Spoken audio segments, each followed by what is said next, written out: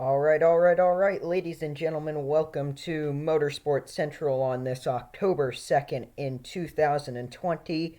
I am your host, Mad Dog Matt, and I hope you will enjoy this October 2nd episode of Motorsports Central. So, we've got a lot of things to cover, and I want to get it done in less than 10 minutes so you guys don't call me cheapskate.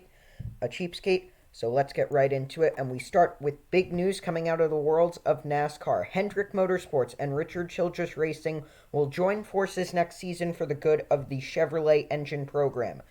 The two organizations released a statement on Thursday morning announcing they will formalize a joint venture focused on engine R&D and the establishment of a common Chevrolet engine specification. Both teams build and lease out engines. Chevrolet is the only NASCAR manufacturer that does not have one streamlined engine supplier for its teams.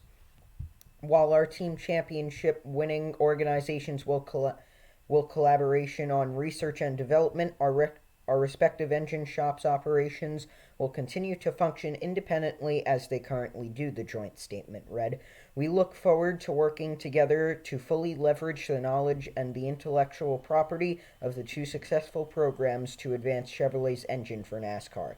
Engines produced by Hendrick and Childress have combined for 39 NASCAR National Series championships, including 20 at the Cup Series level.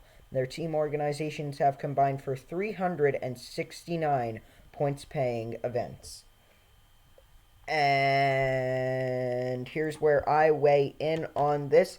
I think it's good because you have Roush H engines for Ford. They're like the Ford factory engine supplier, and then you've got Toyota Racing Development, TRD. They're the factory engine supplier for Toyota. Now, I guess I'm going to call this Chevrolet Racing Development. So now all three manufacturers have their own engine suppliers, and this is pretty good because Chevrolet, they haven't been that good in NASCAR since 2015. Of course, they brought out the ZL1 back in 2018. It was pretty good for the early year. I was at the 2018 Daytona 500. Oh boy, that was a good race. That was a great weekend for me. Um, and then they started to drop off at the end of the year there. So, speaking of manufacturers, we've got a lot of things to talk about later in the video. But first, let's take a look at the Las Vegas TV ratings. They were down. They averaged a 1.15 rating and 1.97 million viewers on NBCSN, marking the lowest rating and viewership in the young history of the race. That was debuted in 2018. Ratings fell 19% and viewership 17% from last year, which garnered a 1.4 rating and a audience of 238 million people, and 10% and 8% respectively from 2018, which garnered a 1.3 rating and drew in an audience of 2.14 million people. As one would expect, Kurt Busch's win was dominated by NBC's competing Sunday Night Football game, which was the Packers versus Saints, which garnered a 10.0 rating and 17.8 million people. But hey, it's the NFL. And not only Sunday Night Football, I think it was Game 7, Game 7 of the Eastern Conference Finals between the Heat and the Celtics. Of course, the Heat won that. Congratulations to them on losing to the Lakers. NBA's rigged.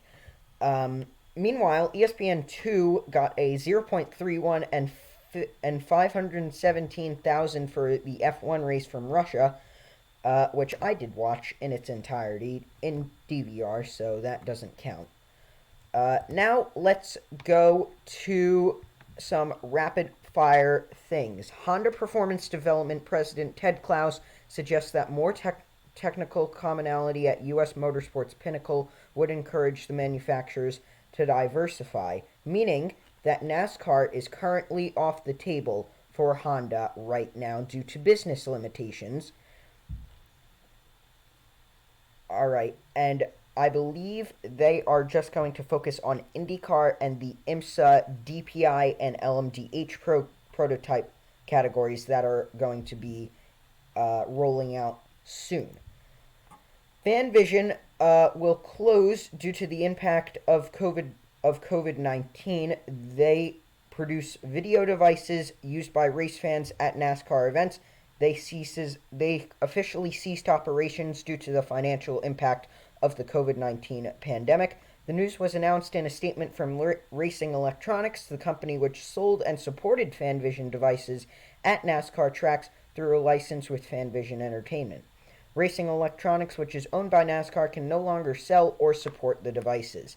We recognize this news will be met with disappointment by motorsports fans across the country who utilized FanVision's products as part of their at-track experience, Racing Electronics President Chad Willis said in a statement.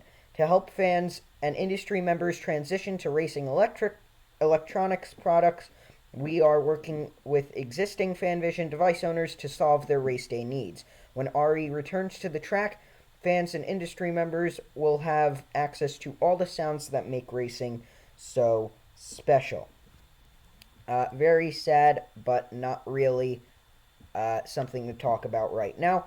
And our final rapid-fire story, NASCAR Hall of Famer Bill Elliott became the 8th driver to join the Superstar Racing Experience, which is a short-track series that is being started by Ray Evernham and Tony Stewart. The two-time Daytona 500 winner and 1988 NASCAR Cup Series champion was inducted into the NASCAR Hall of Fame in 2015 and was voted NASCAR's most popular driver 16 times. His son Chase has received the honor in the past 2 years after Dale Jr. retired. Elliott also closed his full-time Cup career driving for Evernham's Dodge team from 2001 to 2003, winning the 2008 Brickyard 400. And now into our two very, very big stories. Let's go ahead and talk about the NTT IndyCar Series schedule.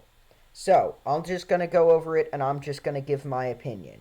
We start off on March 7th on NBC with the Streets of St. Petersburg, the Firestone Grand Prix of St. Petersburg. Nothing to really say there. It's a pretty good race. It's been a pretty good race with the Universal Aero Kit in the past couple years. I hope that still stays a great race. Then April 11th on the NBC Sports Network, we go to Barber Motorsports Park, which is another great race. Nice to see the second round there. April 18th, we go to the 46th Acura Grand Prix of Long Beach on NBC. It's a legacy venue.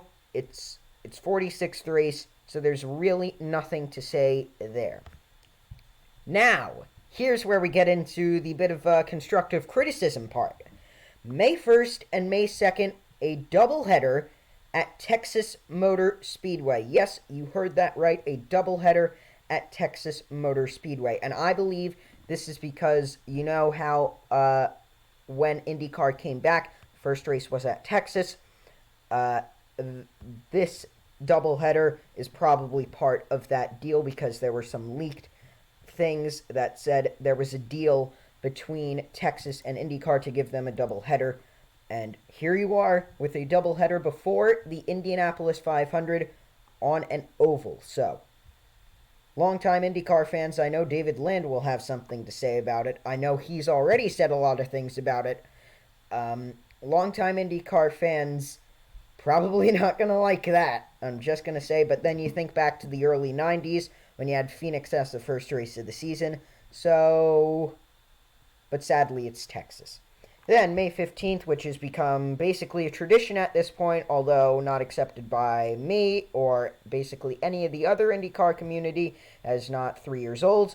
May 15th, the Grand Prix of Indianapolis on NBC. May 30th is the 105th Indianapolis 500. Nothing to say there. It's the flippin' Indy 500. June 12th and June 13th, we go to Detroit for what is one of the worst races on the calendar. So there you go.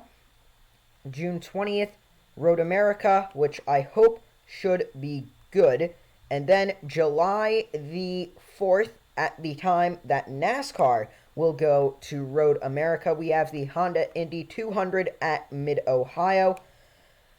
So, I really don't care. They had a pretty good doubleheader just a couple weeks ago in Mid Ohio. So I hope that is going to go well. We had Colton Herta win and Will Power take his first win at the track. July 11th, Streets of Toronto. That's a legacy venue. Good to have a Canadian foothold because there's a Canadian driver in the series, Oliver Askew. Is he Canadian? No, he's American. Well, Hinchcliffe's Canadian, and Hinchcliffe will be driving the 26, so very good. It's a legacy venue again, but then again, Mosport is a way better track. August 8th on NBCSN, the inaugural Music City Grand Prix on the streets of Nashville, going over water.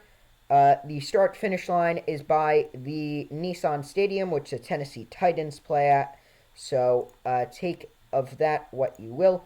I hope it's going to be a good race. I know Danny B. Talks is going to be there because they're probably going to have fans with Tennessee's regulations on COVID-19 currently, but it's August, so hopefully all our COVID woes are gone by then. Then we go August 14th to the Indianapolis Motor Speedway road course again. I hope they run the cars clockwise, so hopefully we can have some variety because there's a lot of repetition on the calendar. And then the final three races back in 2019, it's basically a carbon copy of that. August 21st, an actual oval. Worldwide Technology Raceway at Gateway. That is the best race by far. It is the best oval-attended race besides the Indy 500, of course.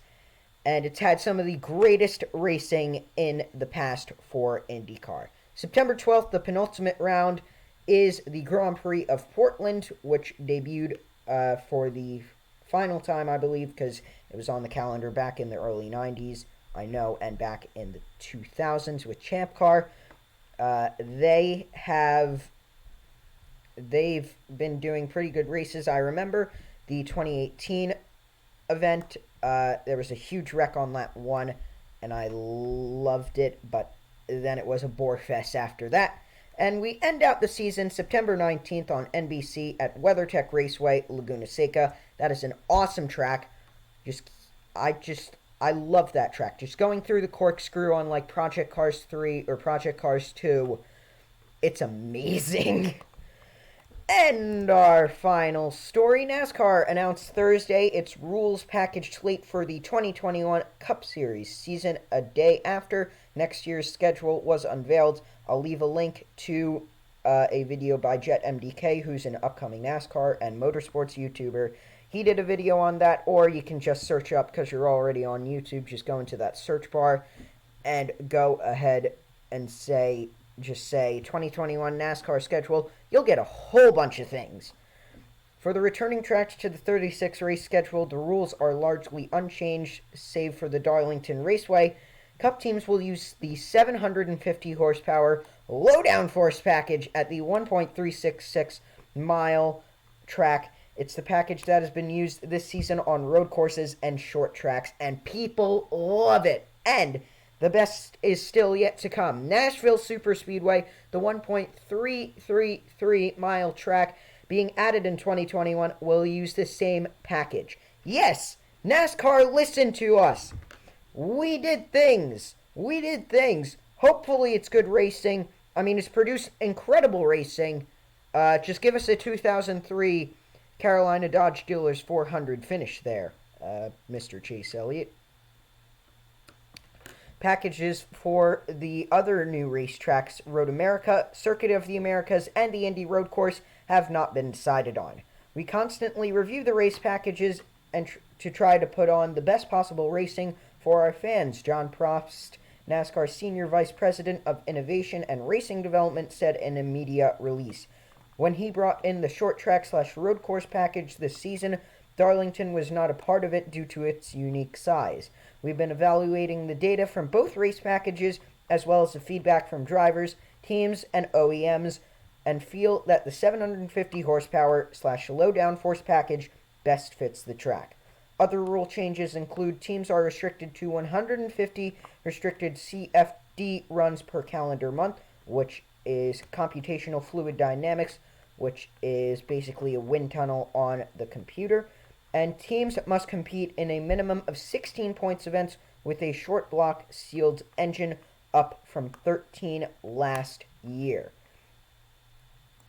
And that's going to be it for this episode of Motorsports Central on this October 2nd of 2020.